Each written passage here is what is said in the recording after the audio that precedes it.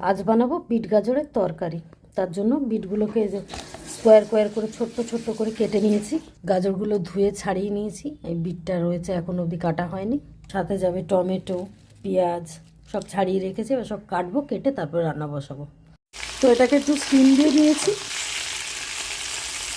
Steam দিয়ে নিয়ে এবার এটাকে আমি তেলে ভাজছি।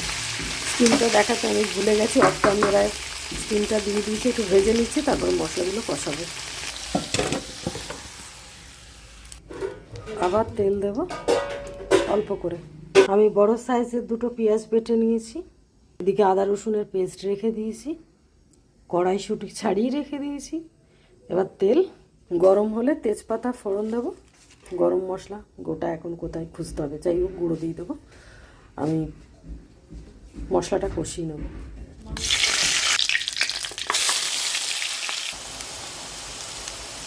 আদা রসুনের পেস্ট,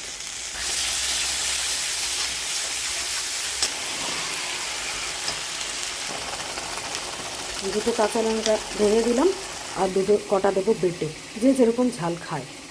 লঙ্কা বাটা, কারণ এটাতে শুকনো লঙ্কা যাবে না তাই। হলুদ,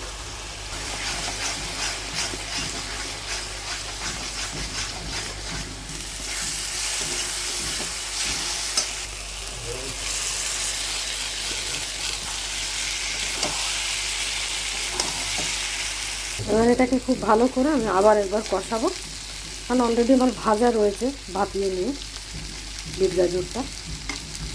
এই যে স্টকটা এটাতে দিয়ে দেবো, আলাদা করে বাইরের জল আর মানে প্লেন জল আর দেবো না।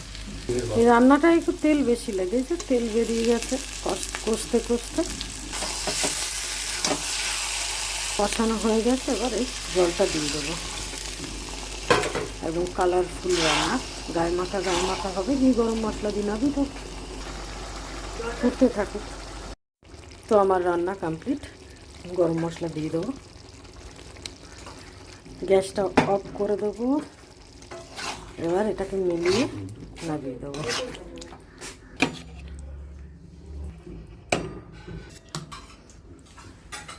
তো আমার হয়ে গেছে। আজ হবে বিট গাজরের তরকারি, মানে আমার বাড়িতে তো এমনি সবজি হয় না, সবজি বলতে এটাই।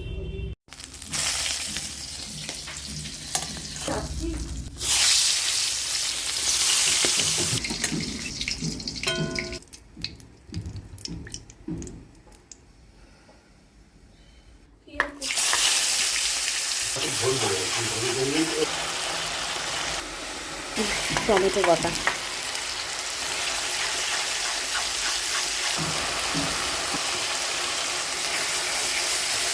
হলুদ আর লঙ্কা গুঁড়ো,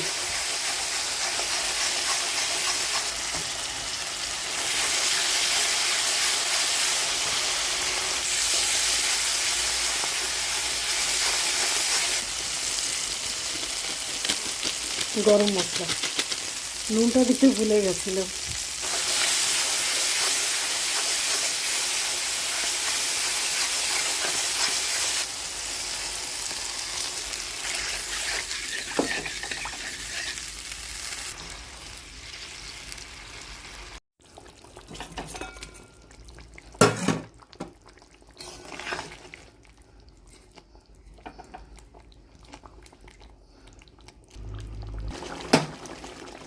এরকম হাতের সামনে